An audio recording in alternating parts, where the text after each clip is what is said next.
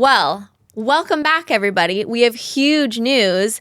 The Lorissa Violet podcast is now above average with Lorissa and Alex. When I set out on my podcast journey, it was really more for empowerment as well as kind of like sharing things that I was doing and just sharing really cool people that I would kind of come across on my research journey. But kind of like just overwhelming positive feedback whenever I would do an episode with you. And so we decided to kick off 2026 with a joint venture. So from now on, you will see Lorissa and Alex on the Above Average podcast. So happy we did it. I'm happy we did it too. Yeah. And we were talking about this when we were talking about the name. I had originally wanted a podcast named Above Average. And I don't know why I didn't go with it. I just was like, okay, Lorissa Violet. Everything was branded Lorissa Violet. But then when we were talking about joining forces and kind of what we talk about and what makes us similar, because we are so similar in so many ways, but we're different in a lot of ways as well. I think the overarching thing is that we just won't accept mediocrity in any aspect of our life. And that doesn't mean we have it all together. That doesn't mean we're perfect. That doesn't mean we have it all figured out, but it means that we try really hard to figure it out and to always be kind of thinking in an above average way and thinking, where can we optimize? Where can we make things better? Where can we grow? How do we optimize our systems? And I think that's something that we have a lot in common. And it's also something that a lot of women need help with want to hear about. I think it can be really easy when you're overwhelmed or not in a good place to just wait it out and wait for things to change or to get better. And I think that's kind of the opposite of where we are in our lives right now. Mm-hmm. It's how can we improve to make things better, because things are gonna be hard. You know, we have young kids, we have a lot going on, but what can we do to make the day-to-day more enjoyable and go a little bit more smoothly so everybody's happier? And that's what above average means to me. Yeah. Yeah. And I think that the mentality, now that I'm in the social media space, right? I came from the corporate world and just recently switched over to the social media world. A lot of what you hear about in the social media space, whether it's podcasts or Instagrams or what have you, Instagram or TikTok or what have you, is kind of this overarching mediocrity. Like it's not explicitly there, but it's almost just kind of like an overarching thing of like everything's chaotic and everything's hard and oh my gosh, woe is me. Normalizing it all. Normalizing that, which I just don't think is acceptable. I know. It's not the way that I choose to live. You can talk about how things are difficult and so that you cannot, because it can feel alienating if you're struggling and you feel like you're alone in it. So I think it's one thing to be able to talk to somebody and be like, okay, I'm not alone in this challenge. And now what are we going to do about it? Instead of just like sitting in it. That's the key, right? The key. And that's what I feel like is missing. It's either like, this is life. Life is chaotic. We're going to fail at everything. We can't work. We can't be moms. We can't do it all. Or it's like, we do everything and it's all perfect and there's no explanation of how that happens. And it's just kind of like it feels a little too perfect and maybe a little too fake. Yeah. And I feel like our goal is to like show the middle ground. The middle ground. Yeah. Everything that how you get there. Yes, exactly. And I do think, to your point, it can feel very isolating when you are down. But I think there's a couple key pieces of that. One, I'm very careful. I'm sure you are as well. When who I share with when I am down, because there are certain people who are going to want to keep you down and not be able to offer anything. And they almost want to commiserate in that. Yeah. Right? Totally. Then there's the other side of it where I think I am more in like the suck it up camp, I'll be honest. And I'm actually working on that in myself of like, it's okay for things to be hard. Now, how do we work out of that? But I also think it can be very isolating when you are a person who says, I don't feel like I'm sucking at everything. I actually feel like I'm doing really well in my business. I'm thriving in motherhood and I'm super happy. And because I've been in this situation before where I'm like, I almost don't want to share that with other moms because they're going to be like, popular topic. You know, like they don't want to hear that. So even that can be isolating, where I think it's okay to feel good. And it goes like this. Like, does. it's literally day to day. Like, sometimes I'm just like, oh my gosh, I'm so thriving. I have the system worked out. I have it down. This is the day that I do, my business. This is the day that I'm with the kids and da-da-da-da. And then your nanny quits. Yeah. Okay, well, now we got to So I think that's another piece of it too, where I think both things can feel alienating. But to our point, there's this middle where it's like, it's okay in either circumstance. And there's a kind of rhythm that you can get into. So yeah, I think kind of both I've experienced it feeling alienating in both camps, if that makes sense. I completely agree. Yeah. I think that's the goal of this podcast for me is let's share where we are and what we're doing to make it better. And so hopefully it can be helpful to other people that are struggling or not and just want to optimize their life to see how other people are doing it. Yeah. Yeah. And I think I do hear this a lot. How do you have it all together? How do you have it? How do you do all of this stuff? Yes. And a common response that I hear from others, like I see other moms and people are like, oh, how do I do this all? Trust me, I don't. And behind the scenes, it's so bad and da-da-da-da-da. I actually don't have that response. Like, do you see that? Yes, all the time. Moms are like, yeah, someone wrote in, and trust me, like, I don't have it all together and behind the scenes. And I'm like, I actually don't feel that way. Like, I actually do have a lot together. But the key differentiator there is that I put in a lot of work to get it together. Yeah. And I'm okay with doing the hard work to get it together and creating the system so that things flow. And of course, bad things happen. And things go wrong, but it doesn't mean like everything's chaos behind the scenes. Don't worry, behind the scenes, this isn't what it looks like. No, like, I'm like, it is, actually. What do you mean? Like, what are you saying? Like, what does that I'm so mean? happy you heard that because I've been hearing that recently. All the time. And I'm like, really? I know. Yeah, that's a really interesting one. That's funny that you brought that up. I do hear that a lot, and it doesn't feel true to me either. Like you kind of get what you see. Yeah, I'm like, no, this is it, and you'll see. Like I have to. So like yesterday, I had plans to do so much. I was like, this is it. I'm gonna get all this done, and then I got hit with a migraine. I did nothing. I literally did nothing. But that doesn't mean like the whole ship has sank, Like now your whole life is chaos. My whole life is chaos now. Now I just have to like pick it back up and rework the system of how I'm going to get those things done. But yeah, it's funny. I'm glad you've heard that too. Yeah. That's like, I'm like, what are you, oh, okay. So you're like motivational, but like secretly actually not motivational because everything's chaotic. And like, I wonder if part of it's almost like we tone ourselves down so that other people don't feel bad. So it's like hard to accept a compliment. So instead of being like, thanks, yeah, things feel good right now. Yeah. It's kind of like, oh, no, don't worry. No, it's shitty back here too. Don't worry. Like, oh, okay. Yeah, I think you're right. I think there is like everybody wants to be relatable. I know. And I don't care to be relatable in the sense that like, I just care that I'm happy, that my systems work, that my kids are happy, that everything is flowing. If that's not relatable, but you're always going to be not relatable or relatable to like so many different people. You know what I mean? You can't please everybody. It's just not possible. It's not possible. Mm-mm. I think that, I don't know, my brain is on half speed right now. So I'm just going to warn Fraction speed, 2 hours of sleep.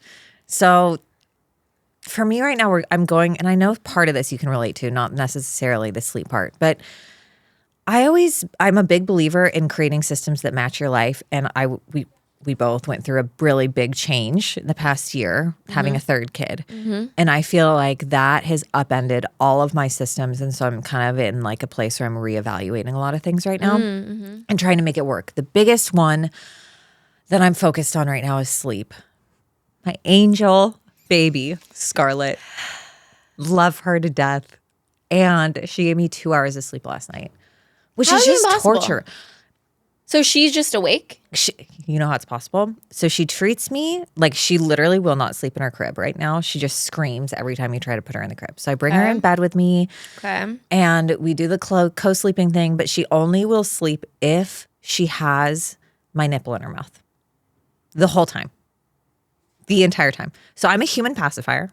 And she won't take a regular pacifier? God, no. Are you kidding? She wants the real thing or nothing at all. And so she sucks in her sleep. So even if she is sleeping, she's like periodically waking me up because I don't sleep through it. So I hear a lot of people that are like, co-sleeping's amazing. Mom sleeps, baby sleeps, everybody sleeps. No. It's natural. No. Well, okay. I thought it was going to be great. I'm like, I'm going to give this a try.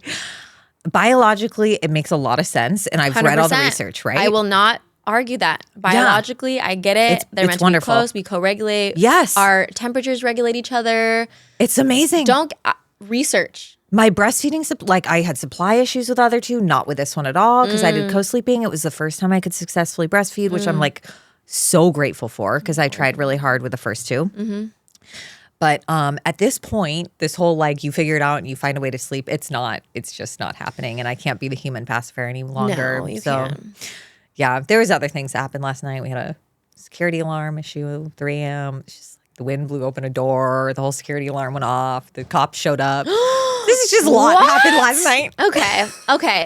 I will say, Jaja is probably, so Jaja just hit 8 months and I have zero complaints about that child. She probably sleeps through the night 60-40, maybe 70-30. 70% of the time sleep through the night, and then 30% where we're just like, what are you doing? Yeah. But like when she sleeps through the night, it's truly like 7:30 to 7:30. Okay? Great.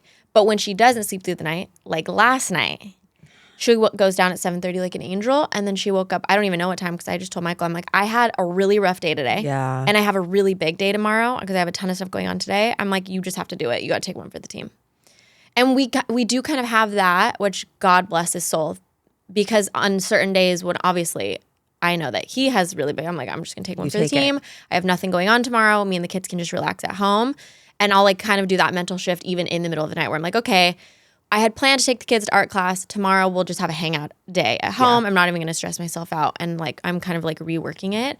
Because then in the moment, it doesn't feel as bad when I'm like up with the baby. I'm like, it's fine. You're awake. Yeah. Tomorrow we'll just relax. Survive. It's gonna be okay. So last night, Michael was up with her probably from like 2 to 4:30. It's hard. Yeah.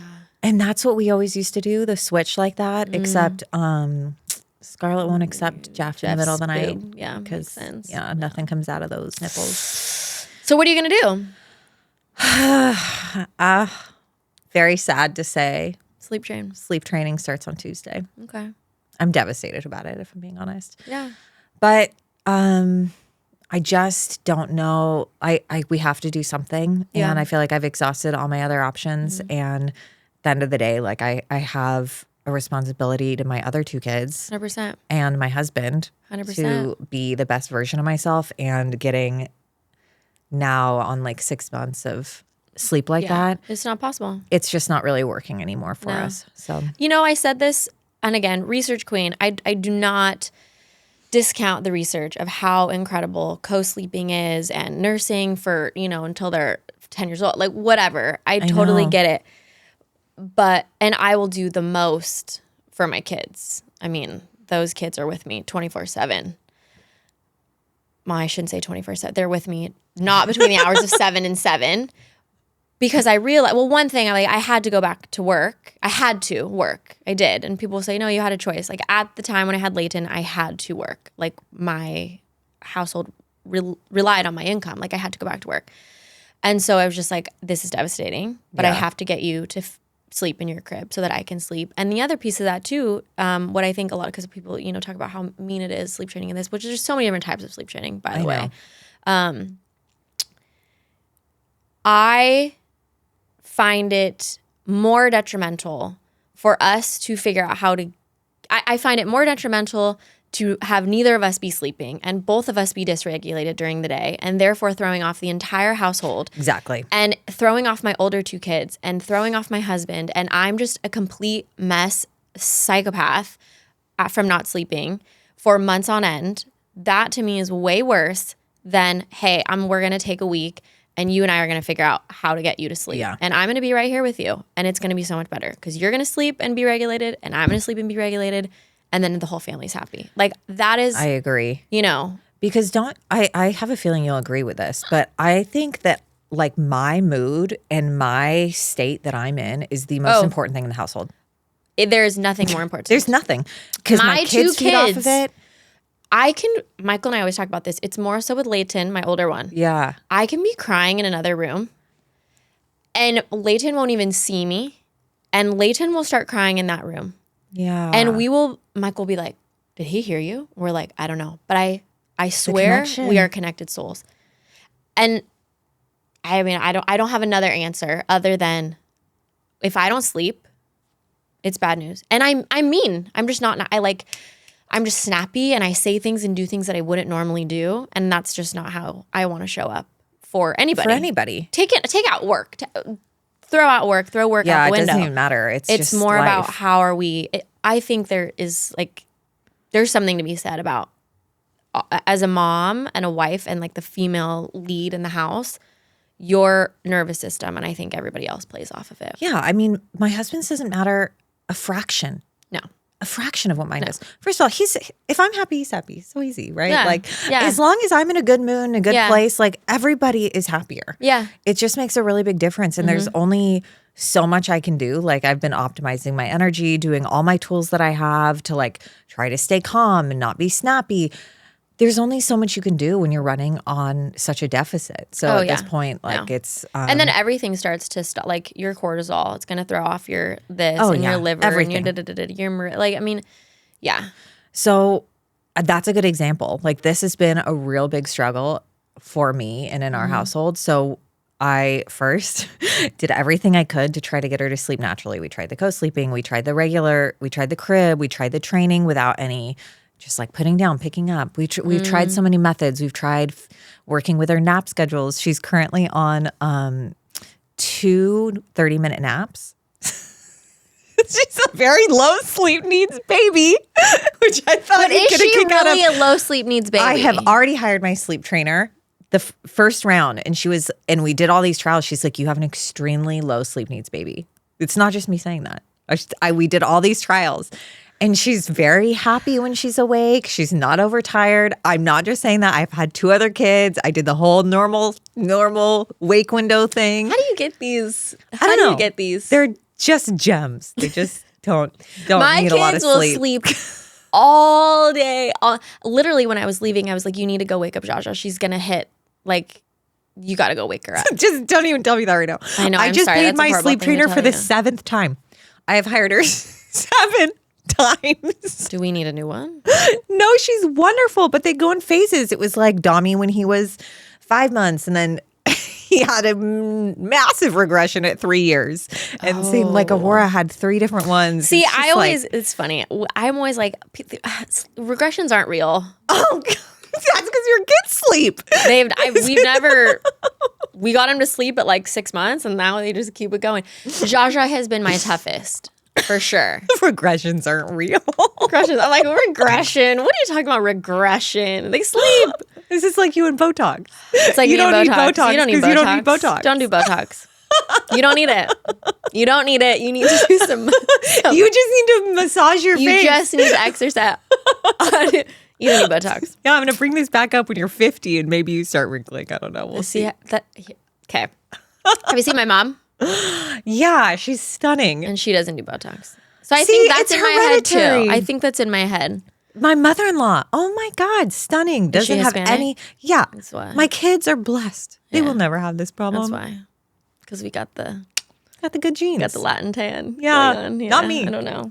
Not me. Yeah, I think too, another great point that we've kind of talked about, but it reminds me when you talk about the sleep like this and like running on 2 hours of sleep and you still have to do all these things. One thing that you and I both find absolutely hilarious. Oh, let's make sure it's not my nanny. No, it's not. That we both find absolutely hilarious is when people say, we don't all have the same 24 hours in a day. But you literally do have the same 24 hours in a day, and it doesn't matter. And I think, I'm just going to say what I think that is a lazy person's excuse for not fulfilling their potential. Because just because you slept for 2 hours doesn't mean you have your 24 hours is any different than anybody else's 24 hours. Doesn't mean it's different than Kobe's 24 hours and he's a single, 20-something-year-old. You all have the same 24 hours. It's just about what you do with those 24 hours. And I think it's just not okay. if you want to compare your 24 hours, just anything, compare your own 24 hours to like your last 24 hours. That is my biggest thing. I feel like people get so hot on this 24 hours People thing. are It's so hot on the controversial. And I'm like, I don't understand the controversy. Like, it is just an indisputable fact that the sun, wherever you believe that the sun rotates or the earth rotates or whatever, it's just 24 hours. It's literally just I thought you were going to go off on a conspiracy theory there, but I can't. I know you can't. I can't. But I agree. I think the bigger thing is that we're comparing what we accomplish in 24 hours to other people, and then feel less because of it. And that is the problem. That's the trick. Because you're never going to win if you do that. You're never going to win. I caught myself in this the other day. I follow somebody on Instagram and she's always pumping out this amazing content once a day. And I'm like, I need to get good content out once a day. I forget her name. Okay, it can't be that good then. No, she's really good. I really like her. Okay. I just, my brain's not working. Okay. Literally, you don't sleep. Your brain shrinks. There's all these problems. But I found myself being like, I should be able to do this. She can do this. Of course, I need to adjust my systems. I need to do it. And then I started talking on her stories one day about how it was like a Saturday. She's like, yeah, I woke up at 9 a.m. and then I did some filming, got to get my content out daily. And I'm like, what was I doing comparing my life to hers? Yeah. That was so stupid of me. I know better. Yeah. We have different lives. We have different priorities. We have very different things happening on Saturday morning at 9 a.m. And that is totally okay. And that is a reflection of my own decisions to have kids and to structure my life differently. But like, I then don't need to be beating myself up because at 5 p.m. on Saturday hours night. Can't match. Yeah, her it's not her fault. I'm not mad at her about it. 100%. Good for her. Power to her. But I don't need to hold myself to unrealistic standards either. Totally. So I think that's where the disconnect is. That's where the disconnect is. And I think, again, if you're going to compare yourself to anybody's 24 hours in a day, Beyonce has you hear that all the time. Like, compare your next 24 hours with your last 24 hours or your current 24 hours. And then if you want to try to figure out how to optimize that, but to compare it to somebody else and it's just like, my 24 hours looks different because I have kids and you don't have kids. Justifying it. Like, I can't work out because I'm not a fitness influencer without kids. It's like, well, no, you can't work out 4 hours a day, but maybe you can do something else. That's not your job. Yeah. But you can. But you can figure out something that works for you. So it's really just like holding yourself to your own. It's like, it's self-leadership, right? Like hold yourself to your own standards. Yeah. And that's what you should compare against. Like, you know your day, you know your responsibilities and your commitments. Are you living the life that you want to be living? Are you living up to your own expectations? Do you want to be a fitness influencer? Because there's a path for that. Yeah, go do that. Exactly. And then there's all that. But you don't. So and I'm not going to cry about it. Or like, I'm sorry, but if I decided to have kids, I'm also not going to go and bitch and moan about it all the time. Like, I feel like there's a lot of that. Like, well, I have kids. I can't do anything else. And it's like blaming the kids for everything. And I feel like that's a cop-out too. So yeah, I agree. I won't go too far on that. But. I agree. I think, too, one thing, and I've certainly struggled with, I even did a session with you and I was like, I don't even know how to answer that, about goals and priorities. I think a lot of this leads back to goals and priorities as well. Actually, I was just talking to the gal who did our makeup and I was saying, I remember having this very pivotal moment. It like hit me like a ton of bricks where I loved, so I had Layton, okay, and I went back to my corporate job after mat leave, and then I had Evander very shortly, a year later, and I went back to mat leave. And before I had both the boys, and even like kind of intermittently during, between having the boys, I loved going to do these conferences, and you go all day. It was right up the street from here, and you sit in a conference room and you're learning about technologies, and you go up and you talk about your big wins, and I did this, and I'm going to sell $40 million this year, and here's what I'm going to do. I could totally see this. Oh my gosh, I was like geared up. Like, what outfit am I going to wear? So like, you. I loved it. And then I remember shortly after I had Evander, it was my first one back after having Evander. And because you do these like quarterly business reviews is what they call them, QBRs. And I would just be so amped up and I would like win prizes. And this is like my thing. Like, I'm going to just go crush it. And like, I remember sitting in this room right after I had Evander. And I just was like sick to my stomach. Like, I had just gotten back from mat leave. So maybe he was like 4 or 5 months old. And I was like,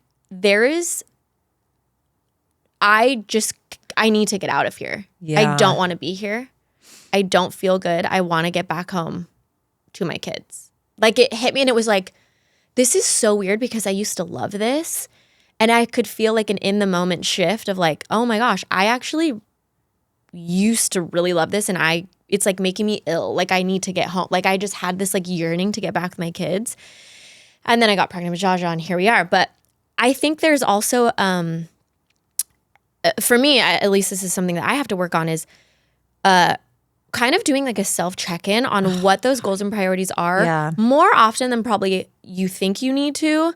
And maybe more often with kids, because the kids grow so quickly and change so quickly, but maybe even not. Like maybe even, because like even think about my pre-kid self and like what that goal was. And I remember like working at a job and I'm like, oh, the goal is to move up in this company. But then I was like, I'm actually really unhappy in this company. Yeah. So is my goal to move up here? You know what I mean? Then reevaluating the goals and priorities. And I think if people did that more often too, they might, and I'm speaking this for myself, like, because I fall into this trap where I'm like, oh, is this actually really what I want to be doing? Because it happens to me now, even with like content creation, where I'm like, I want to start my own brand and I want to but then I'm like, do I? But like, what's my really big goal? Like my really big goal is I want to maximize my time with my kids and still have a job that I'm passionate about. Okay. And there's like obviously more filters down to that.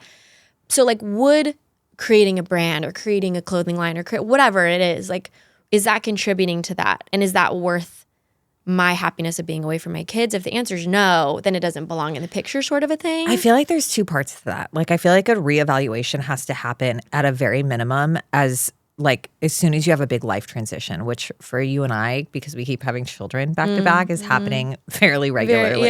Yeah. So it feels like it's happening a lot, but I think it's really important. But I think that the other part that I wanted to speak to, oh, there goes my mind. Where did my thought go? Transitions and reevaluations. Oh God, I priorities really had and goals. Something. Priorities and goals. Maybe it'll come back to you. I got it. Okay, got it. good. Okay. I think that sometimes we hit at the surface level, like, okay, I want to make more money. That is a super common goal. Why? And when you can really answer the why, it makes filtering everything else easier. Because a lot of times people want money for freedom or for experiences, but then they don't name what is enough money or what, like they don't kind of quantify it. And then it becomes this constant seeking of more and more money, but you've actually already maybe achieved your original goal. Maybe you have enough money for the freedom that you originally wanted, but you're stuck on the money instead of taking a step back and seeing like, what did I want the money to do for me? Yes. Because money's just paper. Like, what is it? It's money what is it energy. brings you. Yeah. Right? It's like it's what it's a currency to buy you something that you want. Yeah. It might be goods, it might, whatever it is. But I think taking that step back, to your point, is a really good one, because you said like, do I want to build a brand, or like, what is the purpose behind the brand? Like digging deeper into what your goals really are, because then you can structure your life around it. I think that's really important. Otherwise we can get stuck in like, I've always just wanted to make good money, so I'm just going to like keep going and going and going and sacrifice my health and my sanity, and I'm going to like my marriage because I'm snapping all the time and I don't have any energy, and You know, actually I think I'm in that right now because I left my corporate job. So, I mean, everyone knows I got fired. So I left the corporate job, and then I had the 3 babies, and then I jumped into this, and I do find myself thinking about, and we maybe have even talked about this, like I need to make as much money as I made in the corporate world, and in my brain it needs to happen like today. But then when I really stop and think about like, well, what was, because I did when I'm really honest with myself, like I didn't want to do that corporate job anymore because I just knew it wasn't sustainable, working 60 or 80 hours a week with 3 babies, like Yeah. And so when I stopped and think about like, what was the goal of wanting to leave that job? Well, the goal was to be at home with my kids. Okay. And I have that. I'm home with my kids. And then what was the goal of like working and posting on social media? Really the goal was just to share and be helpful to other people, like my experiences with motherhood or things that I maybe struggled with when I was pregnant or with my first baby. Well, I am doing that. And then the monetary for me was kind of like maybe a tertiary thought even. Okay, well, is it monetizing? Well, yeah, it is. Like, so if I really stop and think about it, just because I'm not making as much money as I did in my corporate job doesn't mean that I haven't achieved these. And it's actually like such a shift for me and my energy and like my, because one is like, I need to work more and I need to hire more childcare because I need to be posting more and I need to like go get more brand deals and da-da-da-da. But like, that's not really This is something that you and I talked about. What I wanted to do. Like what I really wanted to do was be at home with my kids. And defining those goals is so important because that's what filters that's how you filter every decision, right? Like that's how you decide what brand deals to take versus ones not to. Like that's how you decide what type of childcare to get. Everything filters through that decision. So I think that is a theme that I've really noticed with my clients lately, because I have a lot of clients that don't have kids and some that recently just started having kids and everything else. But a lot of them are burnt out or really overwhelmed with their work schedules. And the first thing to answer is like, how much do you need to work? Why are you working? What do you need to accomplish? How much money do you need to make? What's your goals with it? Like where are you at? What's the goal? I don't think I've had a single client that can answer that question for me. Because it's like, I just work. Of course, I'm going to take on more clients. I can. I have the time. Like I want the money. But it's really that reevaluation of like, what's going out? What's coming in? What do I have left? Do I have enough to cover my expenses and the savings that I want? Like, let's kind of back into it that way. And it's like, okay, once I have enough, then maybe I stop taking on so much, or maybe I shift what I'm doing. So I don't know, just something that's been coming up a lot with clients lately. Yeah, I think it's hard for people who are really just high achieving people, because there's a really difficult differentiation between just because I can doesn't mean I should. And we talk about this all the time. Just because I can do all these things doesn't mean I should do all these things, and at what expense. And I think the other aspect is being okay with, so like I'm working on this right now for 2026. Like if I not only, but like, because if my primary goal is to spend to maximize my time with my kids, then I need to be okay with working a little bit less on those days and be super okay with that, and like get my subconscious to buy into that. Otherwise, when I am with my kids, in the back of my mind, I'm going to be thinking like, oh my gosh, I need to do blah, blah, blah. Yes. Or I'm going to be trying to multitask, which is terrible, and it doesn't work. And I don't believe in multitasking at all. It's just the quickest way to burn out and to kill your nervous system. So in order to be so present with my kids, which is really what I want to be doing, what I'm working on right now is Fridays are working days. Friday is when I have the day to get whatever I need done. If I can get other little things intermittently done during the week, like if all the kids are napping and I feel super calm and I think, oh, I want to check this task off, great. But that's not the general rule, like for me. And I'm just kind of even playing around with that to see if that works. And how does this feel? Do I feel good? Do I feel regulated? Do I feel like I spent a lot of time with the kids? And was I able to get a lot done? This is literally a perfect example of reevaluating your systems. You had a big life change. You're now reevaluating and you're optimizing to figure out what works the best for you, for your family, for your goals, because you're still an ambitious person. Like you're not ready to just sign off social media and forget all the brands. Sayonara, everybody. Yeah, I'm just going to go like on a farm and raise kids, which is like a really cool, if that's what your thing is, but it's not mine and it's not yours. No. So it's being realistic about what those goals are and how you're going to do it. And just trial and error, but you're taking the steps to do it. And I think that's the part that's really important. Well, and I think that's too, like when people say, if you can't have both. If you are working on your business, something's failing. If you're working with, if you're focusing on your mom, being a mom, then you feel like your business is failing. I think when people say that, or when that theme is there, it just means that your goals and priorities and systems are just not aligned. I agree. Like what really is your goal? What really is your priority? And then what is really the system to get there? Because if you are working on your business, but then you feel like you're failing as a mom, like what are you really working toward? Like, I don't know if that's, or if you are with your kids and then you feel like your business is failing, like that's just not, I don't think that should be the norm to me. I agree. I think there's like a middle ground that does exist. That you have. Yeah. I mean, there's always exceptions to certain rules, but I agree. Like I've seen it done.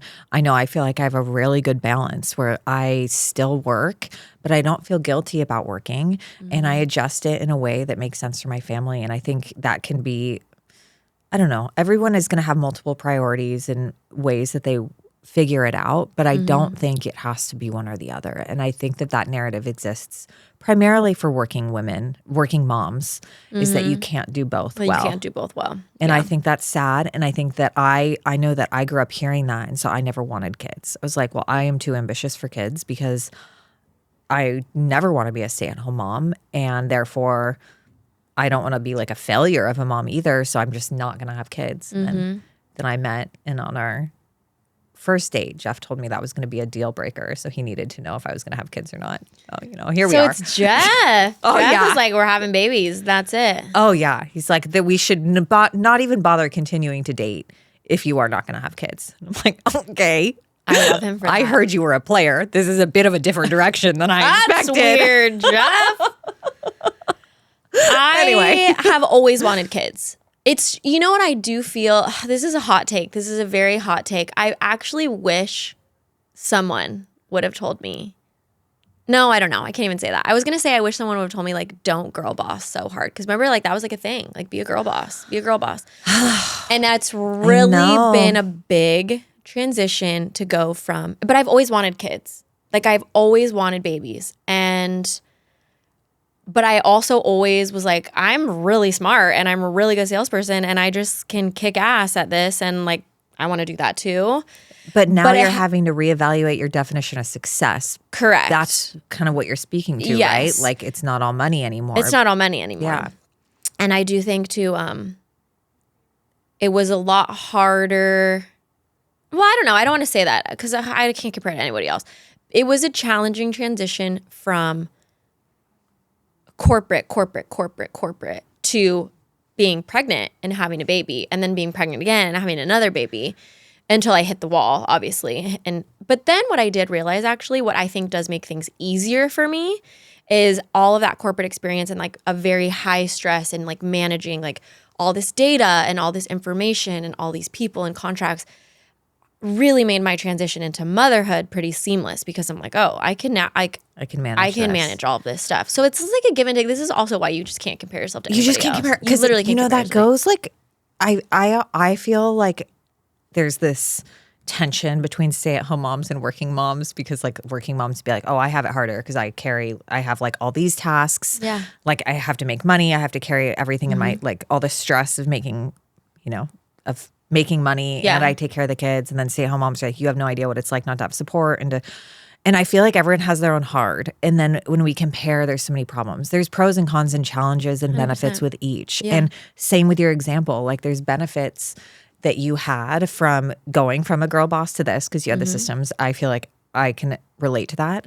But the challenge, I can also relate. It's really hard to reassess what success means, to like slow down and embrace the really like be present with a baby when like you're used to going and like always being productive. So I think that's a massive shift that is different for somebody that maybe always dreamed of being a stay-at-home mom, and now they're living out their dream, and there's no like, they're not fighting against this other version of themselves that's used to being constantly productive and constantly achieving. Yeah. Which I love being at home with the kids and managing the home and doing all that kind of stuff.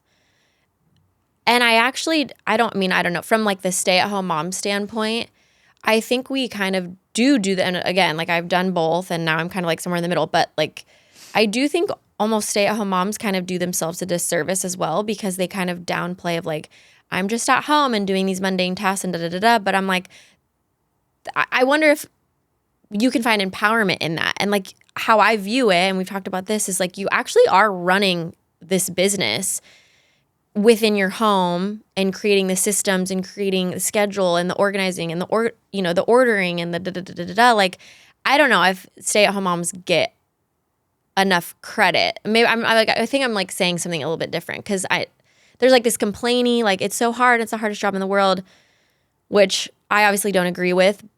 That's just my personal experience, not anyone else's experience. It's my experience. But I also think there's like, you're kind of like running a business, like a foundational business. So, you can totally, you're doing finance, you're doing all these different things, that I think is kind of not credited for. I don't know. I think both are very challenging. I think no matter what path you take in motherhood, it is challenging because there's sacrifices and challenges that come with it. Yeah. But yeah, I mean, owning everything that you do. And I think like, how do I want to say this? I think the way that you view it is a way that's very empowering. It's not just like you're going to wake up and not have a plan and then kind of get through the day and then feel bad about yourself at the end of the day. Like that's not how you approach being a stay-at-home mom. You're very proactive in how you manage everything in your life. Are you talking about me? Yeah. Oh, yeah, for sure. And I think that gives you a lot more confidence in it as well. Yeah. Yeah. Just like a normal job. Like if you just like roll out of bed and get on a Zoom call and you kind of feel like shit and then you take a call, it's like, how good are you going to feel about your career? Yeah. No, I know? totally agree. I think the same thing goes for motherhood. I mean, granted, now I have 3, so it's like there's always something going on. Like there's always something to be done. But I think totally, if you wake up and you are just like, okay, let's see what the day throws at me, you're probably going to feel great. You're going to feel awesome. Yeah. It's just like a reevaluation of how do you make it the best experience for you. Yeah, totally. And we have a kind of a different dynamic in that Jeff, I feel like, does a lot of house stuff. Oh, yeah. Right? Ton. Meals and... He does all of our cooking, all of it. So breakfast. Which is a big load. It's a huge undertaking. Yeah. Because it's not just the cooking itself. It's the like the mental load of planning what we're going to cook and doing the grocery list and the shopping. Yeah. And we go shopping together because we make it like a whole outing. It's like a whole fun thing. Yeah, we do. We really do make it a whole fun thing. Yeah, no, we do the same thing. Like, load up, everybody. Yeah, here we go. Let's go. Sometimes we meet an uncle at Costco. It gets all crazy. So oh my gosh, it's really fun. That. Yeah. I know. No, we do the same thing. But he carries all that mental load. Like if the kids are going over to grandma's house for the day, he's prepping the lunches in the morning to send with grandma. So he does all of that. And that's something that we really discussed after we had my first kid, my son, because I felt like I was handling everything. Like I felt like I was the breadwinner at the time, the primary breadwinner. We were both working.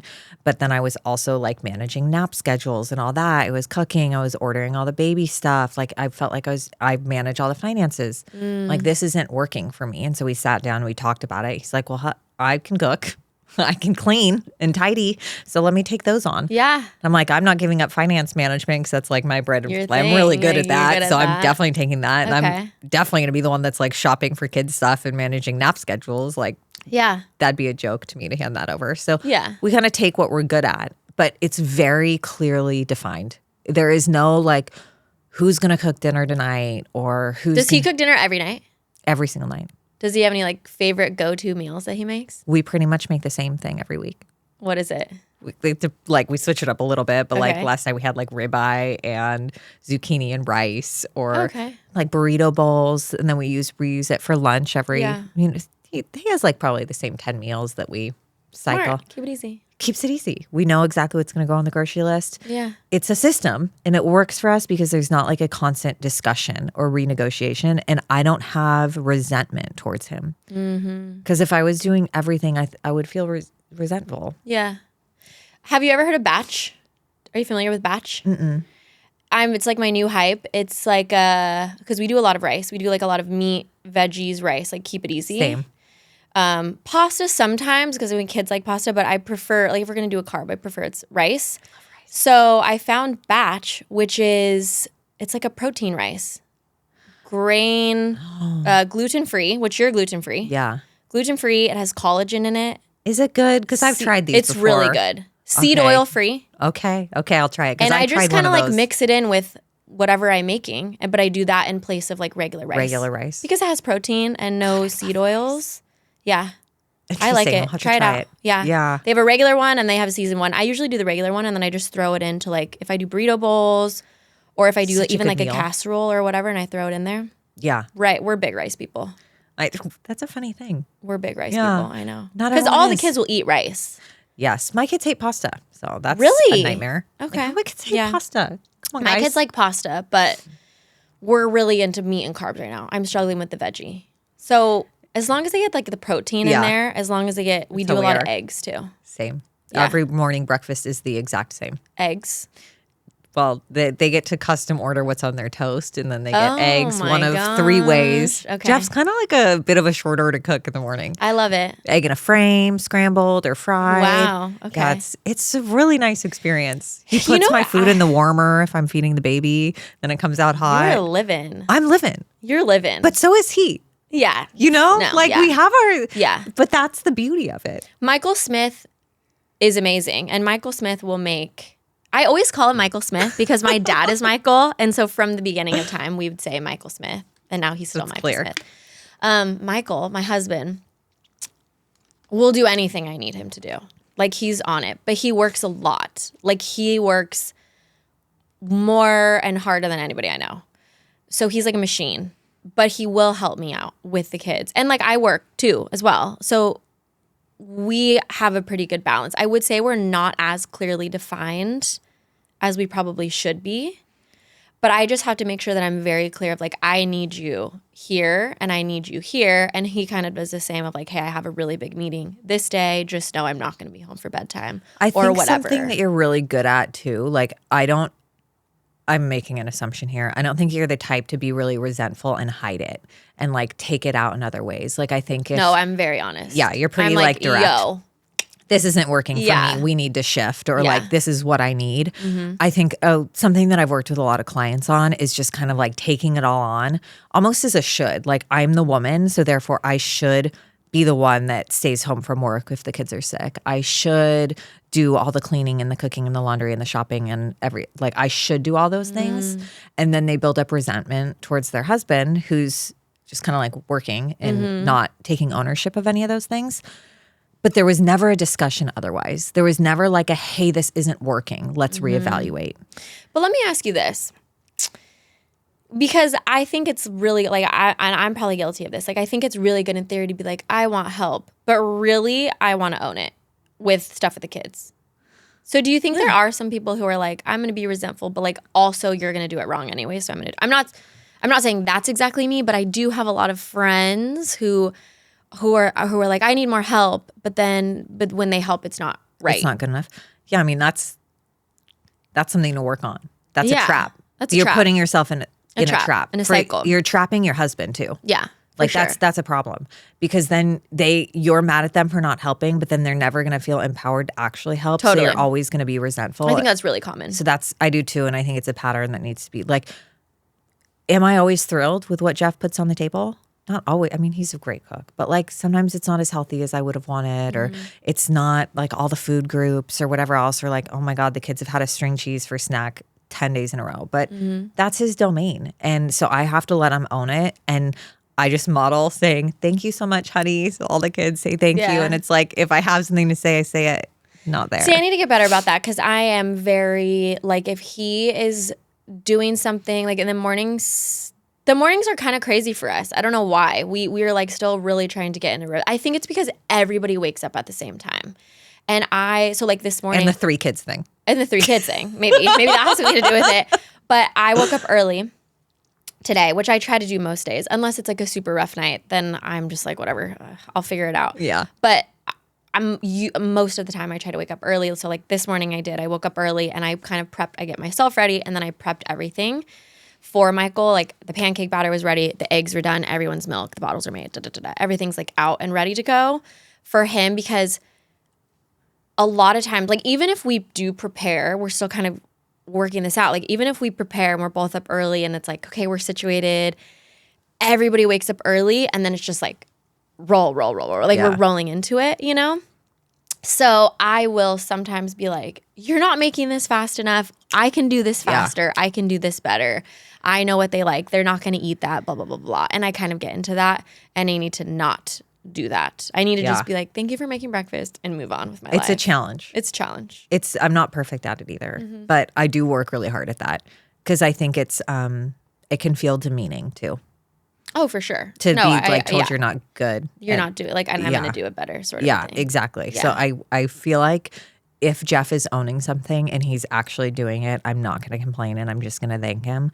And then the only time we really get into discussions is if one of us isn't like holding our end of the bargain for whatever reason. But that's why I like the clearly defined roles and responsibilities too. I do like that. Which doesn't work for everyone because of schedules, but oftentimes it works better than you think. Yeah. We need to get better about that. Even like who manages certain vendors is like clearly defined.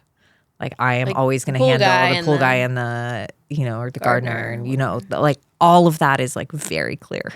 That's actually a really good point because we will sometimes be like, did you pay the pool guy or do I need to pay the pool guy? Oh, Which yeah. is like, See, that's a conversation that doesn't need to Doesn't need happen. to be had. And then it's like a wondering, did I forget to pay the pool guy? Like, and how annoying is it the pool guy can't be on auto pay, by the way. mine isn't either.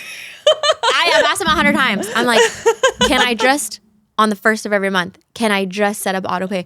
Well, no, because sometimes there's salt bags and I'm like, Yeah, I know. can I not get into it? Like, it kills me. But that's a whole nother The issue. point being, there's one Point person being, that there's owns one it. person who owns that one. Yeah. Jeff has no idea how much we spend in a month. Literally no concept. Really? He guessed at our property taxes the other day and was $10,000 off. Oof. He's just like, it's not his domain, so it doesn't matter. Because Yeah, he knows has it's going to faith get that it's getting taken handled. get taken care of. We're working on that right now. We've kind of like, I mean, previously because he worked and made a bunch of money and I worked and made a bunch of money. It honestly, it sounds so dumb, but it didn't matter. And it was just like, we could easily pay our bills and we can easily pay our mortgage and we can do whatever we want. We can take the trip. We can do whatever we want. Now I've lost my job a year ago. Hit a wall. I've lost my job. So, and then we kind of had like a year to like see. And now we are at a point like going into 2026, we spent the later part of 2025 being like, okay, let's get really clear. How much do we spend on groceries? How much do we spend on our property taxes? Like, what credit cards do you have? I didn't even know you had these credit cards. I have these credit cards. Like, we were so on two different planets, which I do not recommend. It just worked for us. Like, there was no issues, but it didn't matter. But until it did matter. And so now we're trying to get super clear. And I'm trying to really organize, like, okay, the pool guy and the this all comes out of this. Or all comes out, like, what dates. Like, just, like, wrapping my brain around it. I am launching a new offer on this. Literally, the website goes live today because this is every Sign me up. single one-on-one client that I've had Sign me up. has not had good visibility into their personal finances. I manage our household budget to the dollar. See, I need that. Not because we don't make enough money, but because I want to know exactly what it costs us to live in a month. And so then I can make decisions more easily. It helps people make decisions about everything. Like, can I take the trip? How much do I need to work? That's a huge one. Like, how much do I really need to work? So we hit this wall, actually. It's kind of funny. At the end of 2025, we were like, our overhead, like, to us, if you really think about it, it's really not that much in the big scheme. Yeah. Why are you working like a dog and why am I working like a dog? Like, we have investments. That's it. We can invest here, okay? We have savings here. We have this 401k. Like, okay, great. Those are working for us. We have these stocks here. Okay, let's get a good picture. I don't think you need to be working 24/7, 365 round the clock. Like, it's okay for you to take a day off to be with us.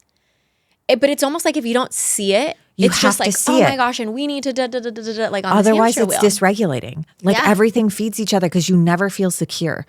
You don't feel secure, and then also just like the money that you make and what goes out is just a big cloud that you're just trying to constantly keep like afloat. Which is a lot of mental energy of wondering. And it's just the more that you know and actually have visibility, the easier it is to make decisions, the more safe and secure you feel resting too. And like actually taking a break because you know you have enough. And I mean, it has so many benefits. So I'm doing a done for you system. I use You Need a Budget. And so I'm helping people sign build us up it. because we literally were just like, do we sign up for Monarch or what do we do? Because we're getting better. Like we're certainly better, but still, even like I told him tomorrow on Saturday when we have time, when the kids are asleep, we need to look, okay, it's been a week into the year. How much should we actually spend on groceries? How much do we actually spend on, extra services? Like, it's so helpful how to much, know. and like, I don't know right now, I couldn't tell you that answer, but I would like You'd like to know. be able, and it's so funny because when I had my corporate clients, okay, I won't say names. They're big. They're companies every single one of you knows and uses in their household names. Someone could call me, my boss could call me and say, how much was their contract last year? And I would say it was $10.75 million and they signed it on May 5th. And I know exactly who signed it. And I know exactly the T's and C's. And I know exactly where their data centers are sitting. They have 18 data centers. I know how many nodes are in those data centers. Like, I could tell you that for all 10 of my clients. Could I tell you that for my own household? Absolutely not. And I thought about this. It is a beautiful thing to be able to do. Because if I can do it for, I know what their budget is. I know their IT spend. Yeah. I could do that for my own house. What am I saying? Of course you can. Like, what do you mean? It's the effort to set it up, I think, is hard, which is why I'm doing a done for you. And then I'm like training people on how to use it, and then a monthly management if they want help after that. Because it's especially for people that are making good money, but they don't really know where it goes and how much it costs to be them and everything else. Like, having that visibility is so helpful. Even things like, I put aside money every month for Christmas. So then Christmas comes and it's not a thing. It's the same. It's not like, ooh, it really hit my bank account this month. It's like, no, it's already been planned for. Yeah. Everything is planned for. And so every month is like an average. Like, I know exactly on average what I need for every single month. And there's no surprises. It's not like property taxes come and it's a big surprise and I need to move money around. Oh my gosh. No, I've put away money every month. And it's all organized. It's clean. I could tell you exactly what the grocery bill is, exactly what we paid for childcare. Oh my God, which is a lot. You know, it helps. Yeah. Okay. I'm excited about it. I'm excited for that. Yeah, for you and for me because it's needed. It's really needed. And I also just think a lot of people just don't even know where to start. It's overwhelming to start. It is overwhelming. I mean, frankly, we've been spending the last 4 months just understanding, like, where's the Wi-Fi? Who pays the Wi-Fi? Do you pay the Wi-Fi? What card is the Wi-Fi on? Okay, dry cleaning. Like, there's all these things. And then you have business expenses and I have business expenses. And like, how do we separate those out? And then what's personal? And like, how much do we want to spend on the kids? Because I could go crazy on the kids. I could be like, baseball and ballet and the soccer and you do it all. But then we don't show up to art class and we don't show up. It's like, again, and to your point, I think a lot of people, at least for us too, because we always said like, we don't really need a budget. It almost feels like you're going to create a budget because you don't have enough money, but really it's the opposite. It's visibility and control. Yeah. Because you have more control when you know exactly what you're spending your money on. Like, I feel, when we went to go buy our house, it was the only reason we could buy a house, I felt like, because I knew exactly what we could put aside. I knew exactly what we had left over a month that we could put towards a new house. Like, it was very, very clear. There was no ambiguity around what we could afford because I knew for sure what we could afford. And I think there's a lot of security in that. And I mean, when I first started doing it, I was shocked about DoorDash. I couldn't believe how much we spent on DoorDash. Now we've completely shifted. We almost never use DoorDash. We deleted it because when I was pregnant, when I was on bed rest. Oh, I bet. And there's nothing wrong with it as long as that's what you want to spend money on. That's the thing. And it's not. It sounds so stupid. That's the problem. Even the grocery delivery. Yeah. I did it for a while, which don't get me wrong. You know what else? I'm going to make this other point. I think this about literally anything, whether it's grocery delivery, whether it's where you send your kids to school, whether it's your systems or whatever. Nothing has to be permanent, okay? Yeah. And so we got into this habit of grocery delivery because I had a 2-year-old, a 1-year-old, and a newborn. I'm like, I'm not going to the freaking grocery store right now, and I just need things. And my husband's working like crazy. My husband's gone. I'm alone with these 3 humans. And then all of a sudden, like 2 weeks ago, I'm like, why am I paying for grocery delivery? We can go to the grocery store. Like, let's remove that line item. Or with childcare, I'm like, why are we paying for da-da-da-da when I can just shift here? You know, exactly. Like, I just feel like there's, like, you almost get stuck just because it's like been what you've been doing. What you've always done. And then you're like, wait, I don't need to do that. We can make grocery shopping an outing. Now it's our Sunday outing. I was just talking to a client about clients. One of my clients about her client load. And I was like, do you know how much you need to make? Why do you keep taking on more clients if you're already overwhelmed with your current schedule? She's like, well, because I can. I'm like, okay, but why? And she's like, well, they bring in a lot more money. And this is the whole topic, right? It's like you can actually set boundaries more easily when you know exactly what your financial goals are and what you need to cover. And then it's a lot easier to be like, actually, that trade-off isn't worth it because I know I already fill all my buckets. I already fill all my obligations. I have enough left over that's going into savings. I don't need to take on this extra client. I know it's going to make me stressed out. I won't be able to make dinner for my husband, whatever it is. And can you take some of that money and like invest it somewhere and then go have that work for you somewhere and not, there's all always the like things that you can do. Yeah. Yeah. I know. I think it's a really interesting topic and one that a lot of people could get better about. I was always anti-budget because I didn't want to feel like controlled. Yeah. Because I felt like I worked really hard and I wanted to be able to spend on what I spend. That's always how I felt too. I'm like, But I'm now doing I'm whatever like, I want. I wanna still buy can do whatever I want. Yeah. But now I have more visibility Yeah. into what that is. Yeah. I love that idea. It's empowering. Yeah. It's super empowering. Well, that's above average, baby. That's it. Right there. That's us in a nutshell. Pretty much. So how do we feel today? Good? That was a lot of good information. I feel like a good kickoff. I hope so. I'm uncertain. I don't trust myself because I'm so sleep deprived. I hope I listen to this and think, oh, she made sense. I think you crushed it. Thanks. I mean, you're the co-host now, so. Woohoo! That is very exciting. It's no longer just me here. No, I love it. Are you going to close us out, or do you have too little of sleep to close us out? That requires thinking on my feet. How are we going to close out? Yeah. Where can you find, usually say, where can we find that's you? right. Okay. Well, you can find us. You can find me at LorissaViolet.com. And me at AlexPayetta.com. My new website is live today. I'm really, really excited about it. So, Oh, did you do a revamp? I sure did. Okay, I love it. It's good. I'm working on a revamp. I launched Lorissa's List, and frankly, it was not launched in the best way from a website perspective, which is okay. That's fine. I was going to say from like a launch party and all that. No. From like an actual functionality perspective. Yeah. Because my goal with Lorissa's List has always been to upload information every single day so that you have resources at the tip of your finger. So every time I'm finding a new resource or doing new research, it should automatically be uploaded into Lorissa's List. And I do use my own website, by the way. When I'm like, oh, migraines, literally yesterday, I'm like searching on my own website. And I just don't love the user interface. And I'm my own user of my own product. Yeah. So right now I'm doing a shift. I mean, it's all there and you can find it, but I'm excited to like The update's exciting. get it cleaner. Yeah. Yeah. I can't wait to see it. I'm excited to I see love yours it. as well. Yeah. Yeah, that's where to find us. You have a newsletter?